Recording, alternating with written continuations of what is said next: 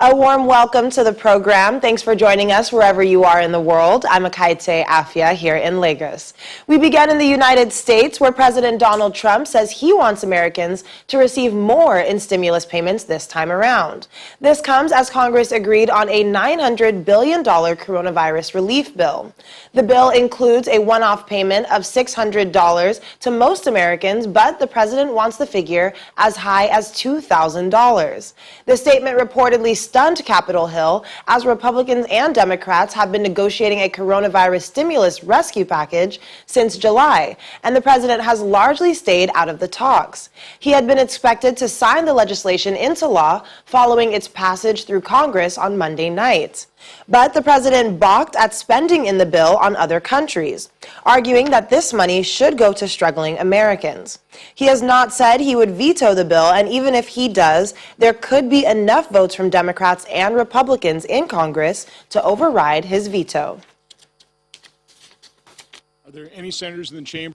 Throughout the summer, Democrats cruelly blocked COVID relief legislation in an effort to advance their extreme left-wing agenda and influence the election.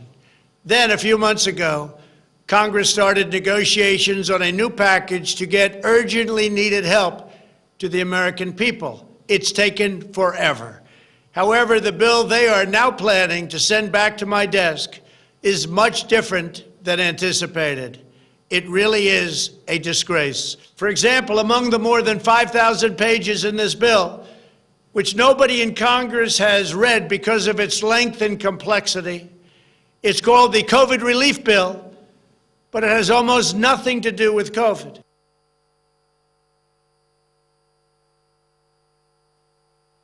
Well, let's bring in our Channels TV Washington correspondent, Maria Bird. Maria, welcome to the program. Thank you for having me. Of course. So, Maria, is it too late in the day for President Donald Trump to veto this bill? Is it imperative that he does approve it because Congress has already agreed on the bill? You're exactly correct. I mean, this is really at the 11th hour that we're hearing that he is not going to sign this bill. We're in a position now where many Americans are looking forward to, even though the $600 is what many believe, even those who have approved the bill in Congress, is not going to be quite enough to address, and it's a bit too late for many Americans that have been struggling with financial hardship over the past few months. And so this is really going to put a real challenge, I think, for the Republican Party, really, because, again, they have begun to band behind him in order to ensure the Republican Party stays strong. And now that they have moved forward with a bill and there's been an agreement, he is now saying that this is not enough. Now, there are many Americans that would agree with that sentiment that this is not enough. But as you said, this is just a little too late. Well, the president wanting individual Americans to get $2,000 sounds pretty generous. There was a little controversy the last time when checks were sent. Some complained the checks went to big businesses and those who did not really need them, and not small business owners. Is it clear now who's getting what this time around? And can Americans still get the checks before the holidays? I mean, Christmas is only 48 hours away. You're correct. I think at this point it'll be next week before anyone could potentially see a check, even if they were to have approved the bill and the president had signed it today. So we're in a position now where this is not going to be seen before Christmas. I think that this also tells us that President Trump might not be ending his political life. The fact that he is looking at what American would not want to hear that their president is in support of them receiving $2,000 versus $600. And so this is also telling us that he might be looking to do something in the future of politics, or more so just having continue with his public approval by those who support him. All right. Well, Maria, thanks again. And if we do not see you again before the end of the week, have a Merry Christmas. Thank you. Have a great holiday as well. Thank you. Well, more coronavirus vaccines are in the horizon to fight the deadly disease. Drug and pharmaceutical company AstraZeneca says its own vaccines could be approved by regulators after Christmas. Professor Sir John Bell, who is one of the scientists studying progress on the vaccine developed by Oxford University researchers, says he expects the vaccine to get the green light shortly. The UK government has already ordered 100 million doses of the vaccine, with around 40 million to be made available by the end of March. Here's more on the coronavirus situation in our global update. Will continue in the UK, which has begun testing truckers for COVID-19 to allow them to cross into France. However, a backlog of thousands of trucks could take days to clear, raising anger and frustration amongst truck crews who ran out of provisions and won't be back to see their families for Christmas. Britain says it would hand out tests to some of the 8,000 to 10,000 truckers stranded in the area, and it would take time to roll out. Considering a new variant of the coronavirus being discovered in Britain recently, the Italian government has issued its regional travel ban to curb spread of the pandemic during the Christmas period. However, a national lockdown will be in place on key dates of the festive calendar. Between December 24th and January 6th, a curfew of 10 p.m. will remain and shops, bars and restaurants will be closed. Business owners say it's another devastating blow.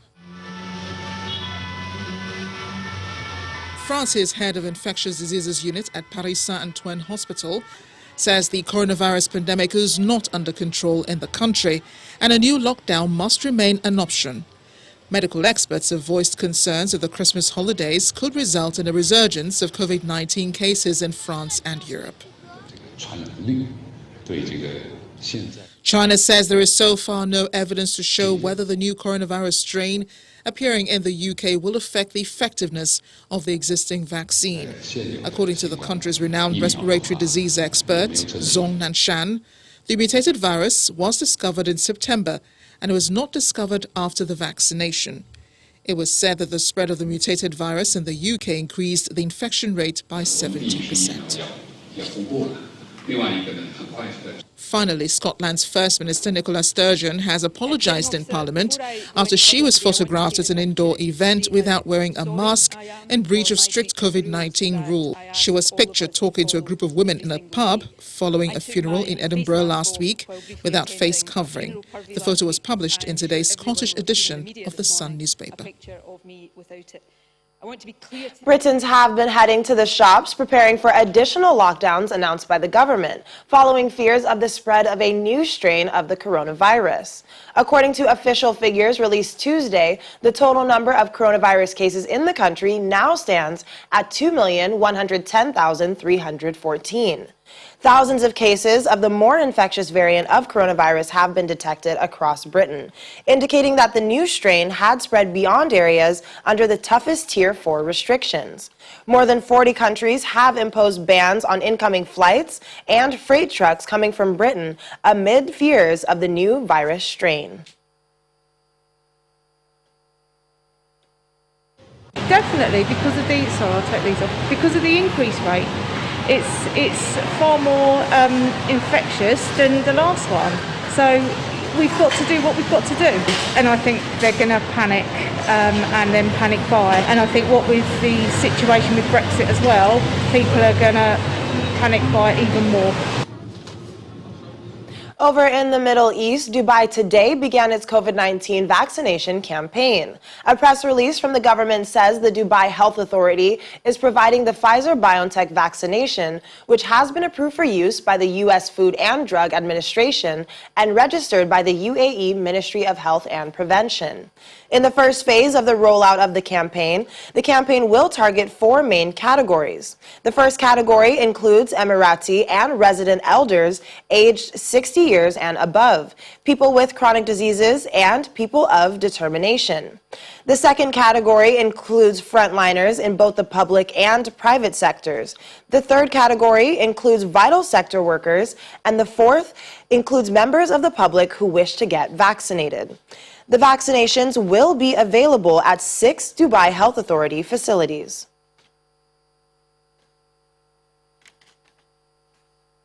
Channels Television's Dubai correspondent Maiwa Adegoke joins us now to talk some more about this.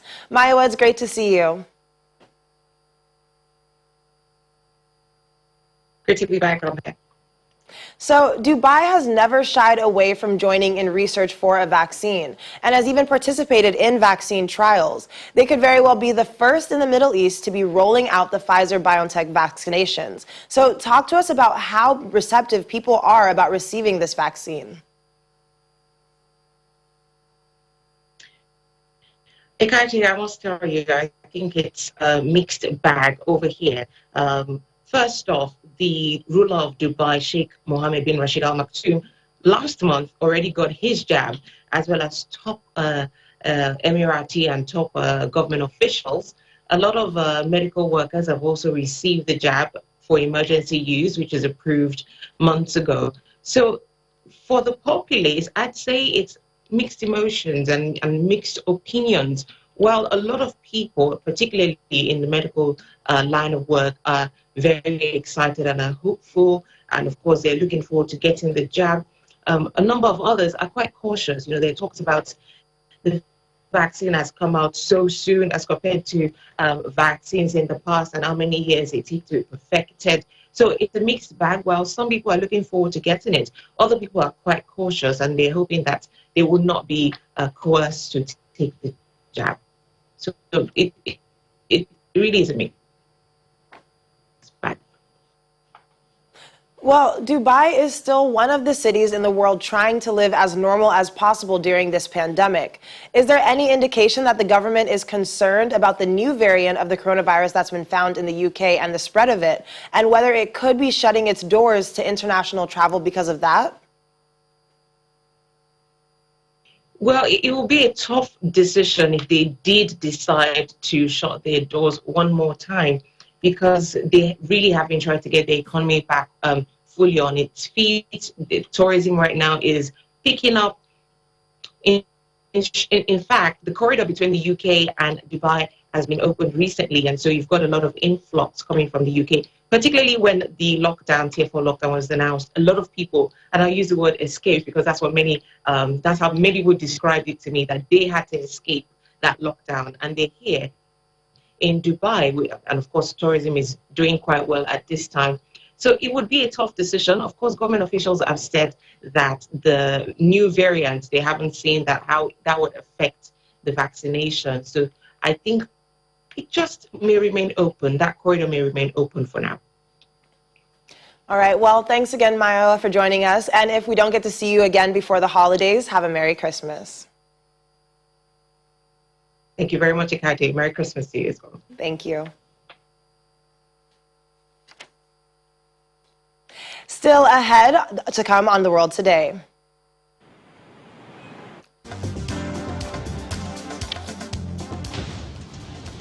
The coronavirus has changed the way we have lived this year. It's been tough for many. Sometimes all you need is a good old bear hug, especially for children. Doctors at a hospital in Italy are making that possible while keeping you safe. Stay with us.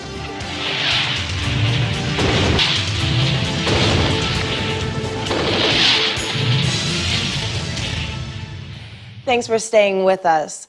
3 policemen have been shot dead by a gunman while responding to a domestic violence incident in central France. The suspect, said to be known to authorities, was later found dead. A woman had fled to the roof of a house in a remote village near Saint-Jos in the early hours of Wednesday. The gunman killed one officer and wounded another. He then set fire to the house and killed 2 more officers who arrived.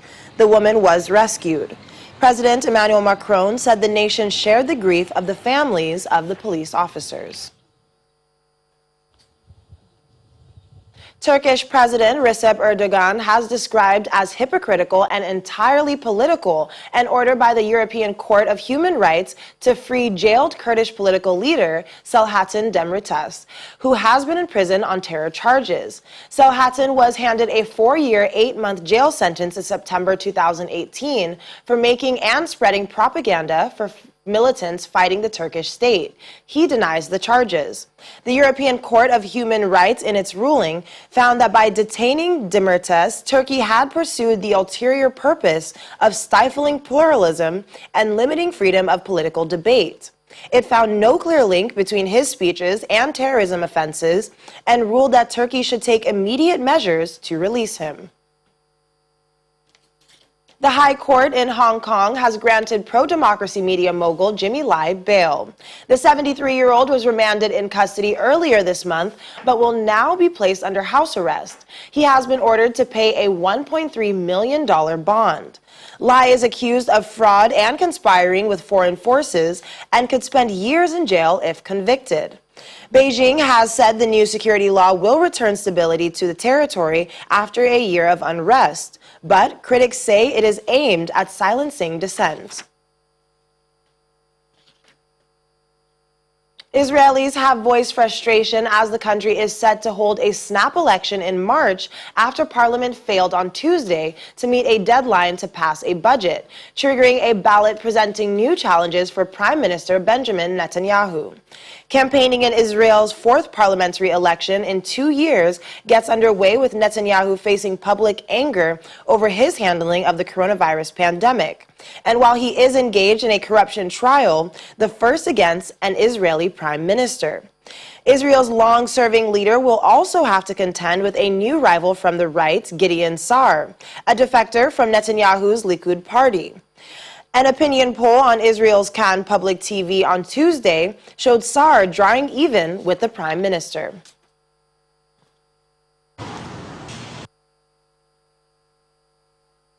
I think the early election is very bad for Israel, and in general it's a very frustrating situation that we got ourselves into. The political standstill for the past few years is very, very bad in general, and our leadership is not doing what it's supposed to do, which is take care of Israeli citizens, and the situation is very, very, very sad. The fourth elections are whether we will actually be able to form a government.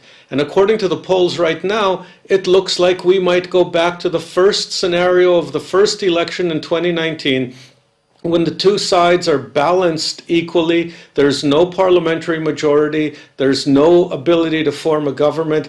In other words, regretfully, it looks like we're going for round 4, which is 3 rounds too many, and we might eventually go for round 5. Meanwhile, Morocco and Israel have signed several memoranda of understanding that mark the establishment of diplomatic relations between the two countries. Officials say investments will focus on economic development, supporting entrepreneurship and technology in Morocco. Israeli envoys arrived in Morocco on Tuesday to meet with the king and flesh out an upgrade of relations that was forged by the White House in a parting foreign policy push by U.S. President Donald Trump. What's next? After the agreements are signed today and the memos of understanding, I will probably be down in the southern provinces opening our consulate. And then I think over the coming months, you can look for more agreements between Israel and our partners, coming with innovation and perhaps technology, matching it with Morocco's entrepreneurship. We're very excited about what can be coming. I'm thrilled to be standing next to our Moroccan and Israeli partners in Rabat to open the door wide to a new era of cooperation. Morocco and Israel are making huge strides on their commitments to resume full diplomatic relations, promote economic cooperation, and to reopen their liaison offices very quickly. This visit is enormously productive so far, and we have more to come tonight and tomorrow.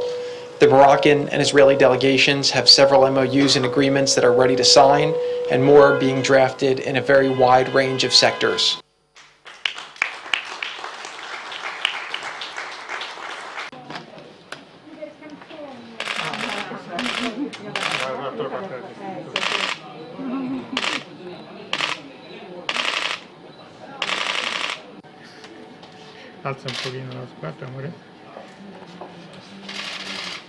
A hospital in Rome decided to gift children with the most precious of presents in this social distance Christmas. A plastic tent allowing them to feel the human heat again, safe from coronavirus infection. Chief Medical Officer of the San Rafael Pisana Hospital in Rome, Amalia Aloca, said that they got the idea by following the children who had expressed the desire to be able to hug their relatives they have not seen for a long time, such as grandparents, fathers, and friends. Alorca realized it was becoming increasingly important that her little patients receive some human contact from loved ones, so she asked the hospital to buy some plastic tents normally used in care homes for elderly people. The tents were then adjusted for the arms and legs of the children, even those using wheelchairs, and they are sanitized after every plastic meeting.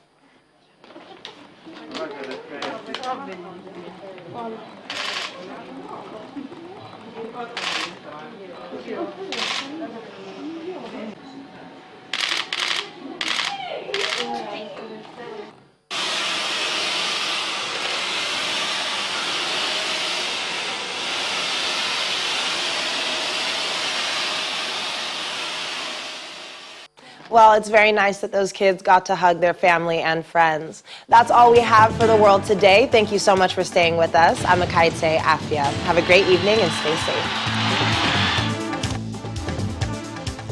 safe.